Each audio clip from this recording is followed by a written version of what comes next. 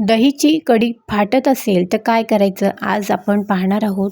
नमस्कार मंडळी, मी Vanita, recipe with Vanita या चॅनेलवर तुमचे मनापासून खूप खूप स्वागत करत आहे. तर आज आपण बनवणार आहे दहीची कढी. रेसिपीला सुरुवात करू. साहित्य घेतलेलं आहे, दही घेतलं आहे 1 वाटी, बेसन घेतलेलं आहे, मोहरी घेतलेली आहे, कढीपत्ता, हळद आणि ठेचा घेतलेला आहे मिरची, जिरं आणि लसणाचा. आता दही आपल्याला एका मोठ्या बाउलमध्ये टाकून घ्यायचं आहे. त्याचबरोबर त्यामध्ये पाणी थोडं घ्यायचं आहे आणि बेसनचा 1-1.5 चम्मच बेसन घ्यायचं आहे, मिक्स करून घ्यायचं आहे.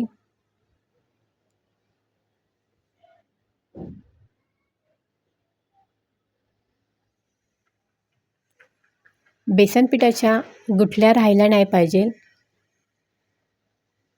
बेसन पीठ आणि दही छान असं मिक्स करून घेऊ.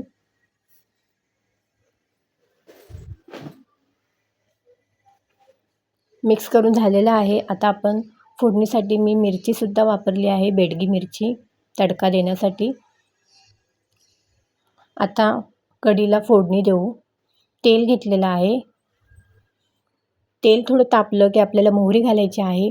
मोहरी छान अशी तडतडली की कढीपत्ता घालायचा आहे.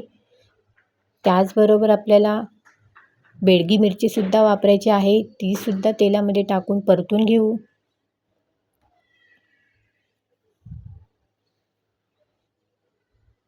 मोहरीचा असा सुगंध छान आला की नंतर आपल्याला त्यामध्ये ठेचा घालायचा आहे. मिरची, लसूण आणि जिरंचं बनवलेला आहे तो.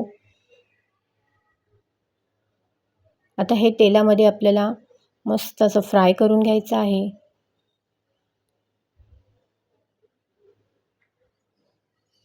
एकदा नक्की बघा ही रेसिपी आणि नक्की ट्राय करा. कमेंट करून मला नक्की सांगा. आता हळद घातलेली आहे.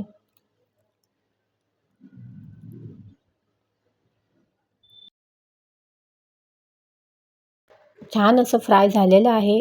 गॅस कमीच ठेवायचा आहे आणि आपल्याला हे दही आणि बेसनाचं मिश्रण टाकून घ्यायचं आहे. थोडं पाणी वापरलेलं आहे कारण आपण बेसन वापरलेलं आहे, त्यामुळे कढी पूर्ण घट्ट नाही व्हावा म्हणून परत थोडं पाणी वापरलेलं आहे. मिक्स करून घेतलेलं आहे चांगलं.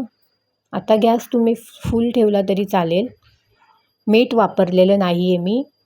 कोथिंबीर घातलेली आहे आणि सगळ्यात शेवटी आपल्याला ज्यावेळेस आपण गॅस बंद करतो सगळं झालं तेव्हा तुम्ही चवीप्रमाणे मीठ घाला, म्हणजे दहीची कढी कधीच फाटत नाही. ही जर पद्धत केली तर कढी अजिबात फाटणार नाही. दहीची कढी अजिबात फाटणार नाही. अशा पद्धतीने मी कढी बनवलेली आहे. तुम्ही एकदा नक्की ट्राय करा आणि व्हिडिओला लाईक करा. अशाच छान छान रेसिपी बघत राहू. तोपर्यंत धन्यवाद.